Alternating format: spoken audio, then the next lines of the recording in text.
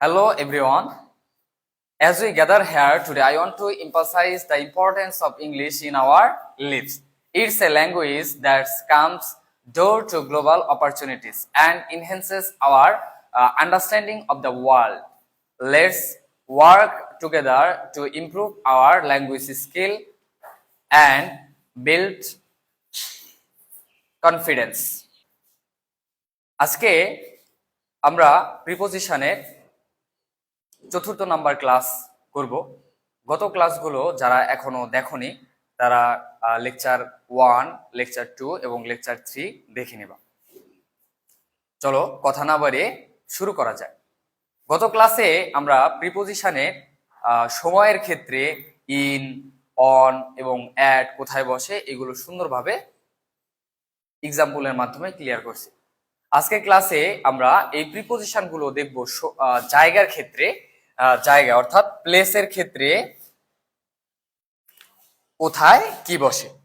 প্রথমে আমি যদি বলি যে গ্রহ থেকে উপগ্রহ, গ্রহ থেকে উপগ্রহ এগুলো যদি বুঝায় তাহলে এর আগে অবশ্যই আমাদেরকে কি দিতে হবে? অন দিতে হবে। এর আগে অবশ্যই আমাদেরকে কি দিতে হবে? অন দিতে হবে। যেমন আমি একটা গ্রহের কথা বললাম, আমরা বসবাস করি যে গ্রহ, সেই গ্রহের নাম হচ্ছে পৃথিবী, যার ইংরেজি হচ্ছে আর্থ। তাহলে কোন সেন্টেন্সে যদি আর্থ থাকে এবং এর আগে যদি শূন্যস্থান থাকে তাহলে অবশ্যই আমাকে কি দিতে হবে? এর আগে অন দিতে হবে। এরপরে দেখো, এরপরে আছে হচ্ছে মহাদেশ। মহাদেশ থেকে বড় শহর, মহাদেশ থেকে বড় শহর, মহাদেশ থেকে বড় শহর, এটার আগে আমাদেরকে কি দিতে হবে? অবশ্যই এটার আগে মনে রাখবা, এটার আগে আমাদের ইন দিতে হবে। যেমন আমি যদি বলি বাংলাদেশ, তাহলে বাংলাদেশ যেহেতু একটা দেশ, তাহলে এটার আগে অবশ্যই আমাদেরকে কি দিতে হবে? ইন দিতে হবে। যদি তুমি বলো ইংল্যান্ড, অস্ট্রেলিয়া, শ্রীলঙ্কা, পাকিস্তান, এই দেশগুলো থাকে তাহলে অবশ্যই এর আগে ইন দিতে হবে। সহজ কথা, মহাদেশ থেকে বড় শহর, এটার আগে আমাদেরকে কি দিতে হবে? এটার আগে আমাদেরকে ইন দিতে হবে। এরপরে দেখো ছোট শহর, ছোট শহর, ছোট শহরের আগে আমাদেরকে অবশ্যই মনে রাখবা অ্যাড দিতে হবে। ছোট শহরের আগে আমরা অবশ্যই অ্যাড দিব। এখন ছোট শহর কিভাবে বুঝো? যেমন আমি যদি বলি যে আমি বসবাস করি মৌচাকের, গাজীপুরের মৌচাকে, আমি বসবাস করি গাজীপুরের মৌচাকে, তাহলে আমি যদি সেন্টেন্সটা এভাবে লিখি যে আই লিভ অ্যাট মৌচাক ইন গাজীপুর, তাহলে দেখো আই লিভ অ্যাট মৌচাক ইন গাজীপুর, এই যে মৌচাকটা এটা কি? এটা গাজীপুরের তুলনায় কি? গাজীপুরের তুলনায় ছোট, এই জন্য ছোটটার আগে অবশ্যই কি? ছোট শহর, তাহলে অ্যাট বসাইছি। আর দেখো মৌচাকের তুলনায় গাজীপুর বড়, যেমন এই যে বড় শহর, বড় শহরের আগে ইন বসাইছি। বিষয়টা আমি আবার বলি যে আমরা এই যে প্রিপোজিশন অন, ইন, অ্যাট, এটা প্লেস অর্থাৎ যদি কোনো জায়গা বোঝায় তাহলে আমরা কখন কোনটা ব্যবহার করব? সহজ কথা, যে যখন গ্রহ থেকে উপগ্রহ অর্থাৎ কোনো উপগ্রহের নাম, কোনো গ্রহের নাম এগুলো যদি থাকে তার আগে শূন্যস্থান থাকলে আমরা এখানে চোখ বন্ধ করে অন বসায় দিব। এরপরে দেখো মহাদেশ থেকে বড় শহর, মহাদেশ বলতে বিভিন্ন দেশের নাম বোঝাবে, মহাদেশের নাম বোঝাবে, এগুলো যদি থাকে তাহলে তার আগে শূন্যস্থান থাকলে আমরা ইন বসাবো। আর যদি ছোট শহর হয়, যে বড় শহর অর্থাৎ বড় শহরের মধ্যে ছোট শহর এমন যদি বুঝায় তাহলে কি ওইটার আগে আমরা কি বসাবো? অ্যাড বসাবো। আশা করি বুঝতে পারছো। এরপরে এরপরে আমরা কি করব? এরপরে আমরা পরবর্তী প্রিপোজিশন নিয়ে কথা বলবো, খুব ইম্পর্টেন্স। এই প্রিপোজিশনটা হচ্ছে টু, যেটা আসলে আমাদের মানে এই প্রিপোজিশন টু আমাদেরকে খুবই প্যারা দেয়। আশা করি আজকে ক্লাসটা করার পরে এটা আর ঝামেলা হবে না। এটাতে কোনো কোনো কিছুই মনে রাখতে হবে না, তোমরা জাস্ট একটা কথা মনে রাখো যে এই টু বলতে টু এটা এটা কখন ব্যবহার হয়? টু ব্যবহার হয় হচ্ছে টু প্লাস হচ্ছে ভার্বের হচ্ছে প্রেজেন্ট ফর্ম, ভার্বের হচ্ছে প্রেজেন্ট ফর্ম, টু প্লাস ভার্বের প্রেজেন্ট ফর্ম, অর্থাৎ এই ভার্বের প্রেজেন্ট ফর্ম ইনফিনিটিভ, এটাকে বলা হয় হচ্ছে কি? ইনফিনিটিভ। ইনফিনিটিভ করার জন্য টু প্লাস ভার্বের প্রেজেন্ট ফর্ম হয়। তাহলে এখন আমরা এই টুটা যে বসাবো, আমরা কয়েকটা বাংলা কথা মনে রাখবো। বাংলা কথাটা কি, যে চলতে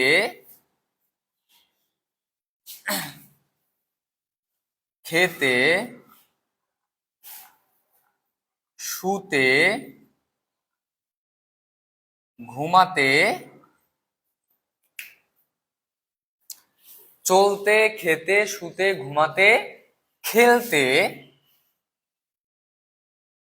দেখো এই যে আমি বাংলা লেখাটা জাস্ট এটা হচ্ছে মনে রাখার একটা সহজ উপায়, এটা মনে রাখার একটা ট্রিক, যে আমি কখন টু ব্যবহার করব। তোমাকে মনে রাখতে হবে চলতে খেতে শুতে ঘুমাতে খেলতে পড়তে শিখতে। হ্যাঁ, এই ধরনের এই যে তে কথাটা থাকতে, এই যে এই ধরনের তে কথাটা যদি তোমাকে বুঝায়, তাহলে ওইখানে তুমি কি বসাবা, ওইখানে তুমি টু বসাবা। যেমন আমি যদি বলি যে এখানে একটা আমি একটা এক্সাম্পল লিখি, যে দেখো তো, টু প্লে। টু প্লে বলতে কি বোঝায় বলো তো? টু প্লে হচ্ছে বলতে বোঝায় হচ্ছে খেলতে। তারপরে আমি যদি বলি যে টু টু হচ্ছে গোয়িং, হ্যাঁ, টু গোয়িং মানে কি যেতে। আবার আমি যদি বলি যে টু টু হচ্ছে টু আরো অনেক কিছু হয়, যেমন হচ্ছে আমি বলি যে টু টু ইট। এরকম ভাবে দেখো এই যে টু ইট, অর্থাৎ এই টুর পরে ভার্বের প্রেজেন্ট ফর্ম, টুর পরে ভার্বের প্রেজেন্ট ফর্ম। আচ্ছা, এখানে দেখো এখানে আমরা হচ্ছে সবসময় কি, যেহেতু বলছি টু প্লাস ভার্বের প্রেজেন্ট ফর্ম, এই জন্য টুর পরে ভার্বের প্রেজেন্ট ফর্ম দিবা। দেখো এটা প্লে, এটা প্রেজেন্ট ফর্ম, গো এটা প্রেজেন্ট ফর্ম, ইট এটা প্রেজেন্ট ফর্ম, টু প্লাস ভার্বের প্রেজেন্ট ফর্ম। তাহলে দেখো এটা আমি কি বলছি, যে যদি এই ধরনের কোনো কিছু বুঝায় বাংলাতে, চলতে চলতে খেতে ঘুমাতে শুতে, হ্যাঁ, পড়তে, এই ধরনের এই যে তে কথাটা আসে, তাহলে অবশ্যই আগে শূন্যস্থান থাকলে ওইখানে আমি কি বসাবো, শূন্যস্থান থাকলে আগে আমি বসাবো টু বসাবো। আচ্ছা, তাহলে দেখো এখান থেকে সেন্টেন্সটা কিভাবে হয়। সেন্টেন্সটা হয় হচ্ছে I want to play, I want to go, I want to eat. এইভাবে আমরা হচ্ছে কি টু প্লাস ইনফিনিটিভ, অর্থাৎ ইনফিনিটিভ করি, টু প্লাস ভার্বের প্রেজেন্ট ফর্ম। আশা করি টুর ব্যবহার বুঝতে পারছো। এরপরে আমরা আরো প্রিপোজিশন, আরো দুইটা প্রিপোজিশন একসাথে পড়ার চেষ্টা করব। প্রিপোজিশন হলো একটা প্রিপোজিশন হলো অন বাই। এই দুইটা প্রিপোজিশন এখানে লিখে রাখো তোমরা, যে চড়ার ক্ষেত্রে, চড়ার ক্ষেত্রে। এখন চড়ার ক্ষেত্রে বলতে দেখো, এখন এইখানে তোমরা স্কুলে আসছো, যাদের বাসা অনেক দূরে, তারা যারা গাড়িতে করে আসো, কেউ সাইকেলে করে আসো, বাইসাইকেল, মোটর সাইকেল, আবার কেউ কি বাসে চড়ে হচ্ছে স্কুলে আসো। তাহলে এই চড়ার ক্ষেত্রে অন আর বাই এই প্রিপোজিশনের মধ্যে কোনটা কখন ব্যবহার করব, আসো এটা আমরা ক্লিয়ার করি।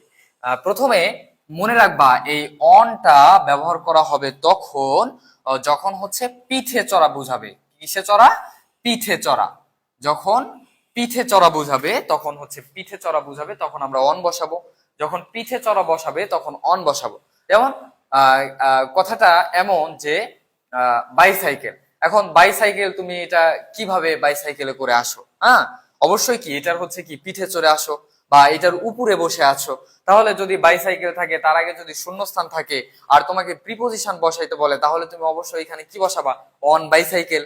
আবার যদি বলে মোটর সাইকেল, তাহলে মোটর সাইকেলে তুমি কিভাবে হচ্ছে আসো? মোটর সাইকেলের উপরে চড়ে আসো। তাহলে এই ক্ষেত্রে আমি কি বসাবো? On motor cycle.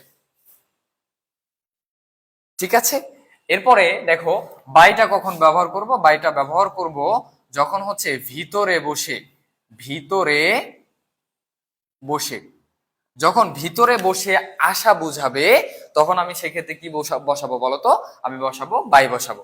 যেমন আমি বললাম হচ্ছে on bicycle, on motorcycle, হ্যাঁ, তারপরে আরো অনেক কিছু আছে যেগুলোতে পিঠে চড়ে যেতে হয়। যদি তোমাকে বুঝায় যে আমি যদি বলি যে বাস, তাহলে বলো তো আমরা কি বাসের পিঠে চড়ে আছি? না, কখনোই না, আমরা বাসের ভিতরে বসে আছি, বাসের ভিতরে বসে আছি। তাহলে দেখো আমি বলছি যে যদি ভিতরে বসা বুঝায় তাহলে আমি কি বসাবো বলো তো? বাই বসাবো। তাহলে যদি বাস হয়, সামনে যদি শূন্যস্থান থাকে, আর যদি বলে যে এখানে কোন প্রিপজিশন বসবে, বলো তো কোন প্রিপজিশন বসবে?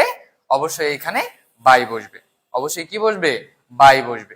আমি আবার বলি যে চরার ক্ষেত্রে দুইটা প্রিপজিশন বসে, একটা হচ্ছে অন আর একটা হচ্ছে বাই। এখন অন কখন বসাবো আর বাই কখন বসাবো? অন আমি তখন বসাবো যেখানে পিঠের উপর চড়ে আসা বোঝাবে বা পিঠের উপর চড়া বোঝাবে। যেমন আমি সাইকেল, সাইকেলের উপরে চড়া, এটা কি উপরে ওঠা বা উপরে চড়া বোঝায়, তাহলে on bicycle, on motorcycle, হ্যাঁ, এগুলো আমি বলতে পারি। আর কি ভিতরে বসা বলতে বোঝায়, যেমন আমি যদি বাসে চড়ে আসি তাহলে অবশ্যই আমি বাসের মধ্যে বসবো, বাসের মধ্যে বসবো, ঠিক আছে? তাহলে অবশ্যই আমি কি কি লিখবো এখানে? By bus. যেমন আমি যদি বলি ট্রেন, হ্যাঁ ট্রেন, ট্রেনের আগে কি বলো তো কি বসবে? যেহেতু ট্রেনের ভিতরে বসে আসতে হয়, হ্যাঁ, তাহলে এই জন্য আমি মানে শূন্যস্থান থাকলে ওইখানে বসাবো বাই ট্রেন। আশা করি বুঝতে পারছো। আমরা লাস্ট একটা প্রিপোজিশন দেখবো। যদি কখনো এরকম থাকে যে ফ্রম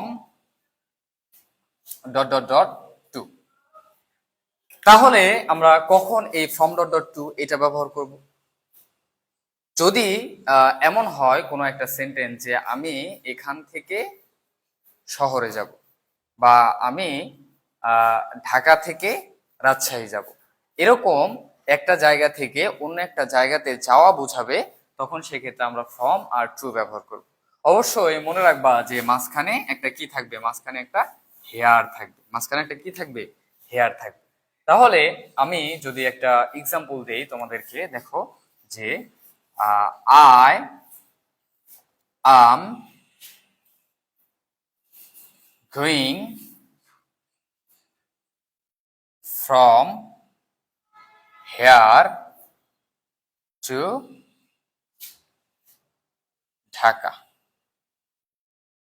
তাহলে দেখো আমি কি করব বলো তো? এখান থেকে, বা আমি এখান থেকে কোথায় যাব বলো তো? ঢাকাতে যাব। তাহলে এই যে হেয়ার আছে, এই জন্য আমি কি বসাবো বলো তো? অবশ্যই আমি হচ্ছে আগের শূন্যস্থানে ফ্রম বসাবো এবং পরেরটাতে কি বসাবো? টু বসাবো। I'm going from here to Dhaka. আশা করি বুঝতে পারছো। আজকে এ পর্যন্ত।